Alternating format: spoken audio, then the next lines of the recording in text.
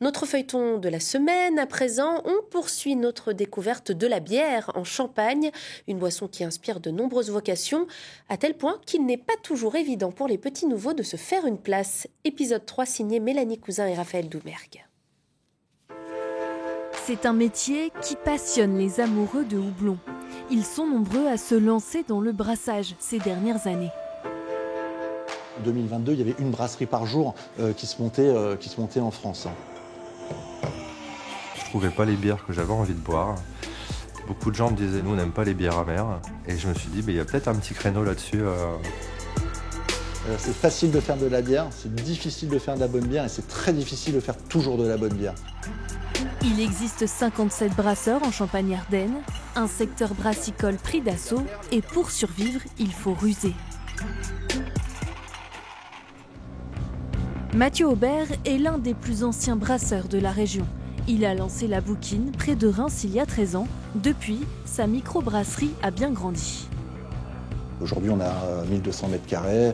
Ça commence à être petit, mais en tout cas, voilà, elle a évolué, elle a grandi et c'est vrai que du garage, c'est devenu une belle structure. C'est dans cette structure qu'il brasse ses bières 2 fois par semaine. Donc, la première phase, c'est la phase d'empâtage, où en fait, on va mélanger l'eau avec le malt, en fait, le malt d'orge, le malt de céréales. Donc, on utilise essentiellement en fait, de l'orge et de l'orge champenois d'ailleurs.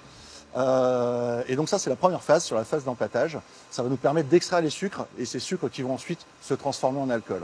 Ensuite on a une deuxième phase, c'est la phase de filtration en fait, où en fait l'idée c'est que dans la phase d'empâtage en fait on mélange du solide et du liquide.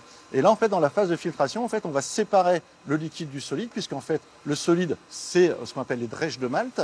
Ces drèches là en fait elles ont été extraites de tout leur sucre et nous le but en fait c'est de récupérer un jus sucré qui va se retrouver ensuite sur la troisième cuve qui est dite la cuve d'ébullition. Une cuve d'ébullition où l'on ajoute du houblon. Son dosage donnera les arômes et l'amertume à la bière. Cette brasserie produit 200 000 bouteilles par an. La clé de leur réussite, l'innovation. Toute l'équipe, on est vraiment des passionnés et on a toujours envie de découvrir de nouvelles choses. Et il faut savoir que dans la bière, c'est quelque chose qui n'est pas figé. On a de nouveaux styles qui sortent, on va dire, toutes les semaines, tous les mois, de nouveaux styles sortent. Des brasseurs bien implantés, mais aussi des nouveaux venus.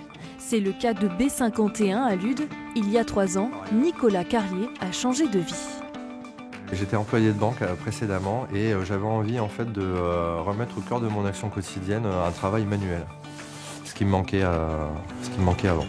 Nicolas a installé sa microbrasserie dans un garage, des bières qu'il vend aux cavistes, à la grande distribution et aux magasins bio, mais son entreprise doit encore se développer. C'est un petit peu compliqué d'arriver à une taille critique suffisante pour en retirer un revenu correct, mais comme toute entreprise, elle a besoin de se développer. Pour un nouvel entrant, je dirais qu'il faut faire attention parce que si on n'arrive pas avec le bon produit au bon prix sur un marché de niche qui manque, il n'y a plus de place sur ce marché, il est déjà saturé. Ces bières, elles vont aller chez un distributeur qui va vendre des coffrets pour les fêtes de fin d'année. L'idée, c'est de faire des coffrets de toutes sortes, que les gens aient le choix, quand ils achètent un coffret, d'avoir des bières différentes. Une fois par mois, il livre le magasin Sacré Fermier près de Reims. 6 grandes blondes et 6 légères en grande. Ok, c'est bon. Eh ben super. Donc tu mets tout dans le rayon, normalement ça tient. Allez. Donc là, je remplis le rayon de façon à ce qu'il soit toujours bien rempli.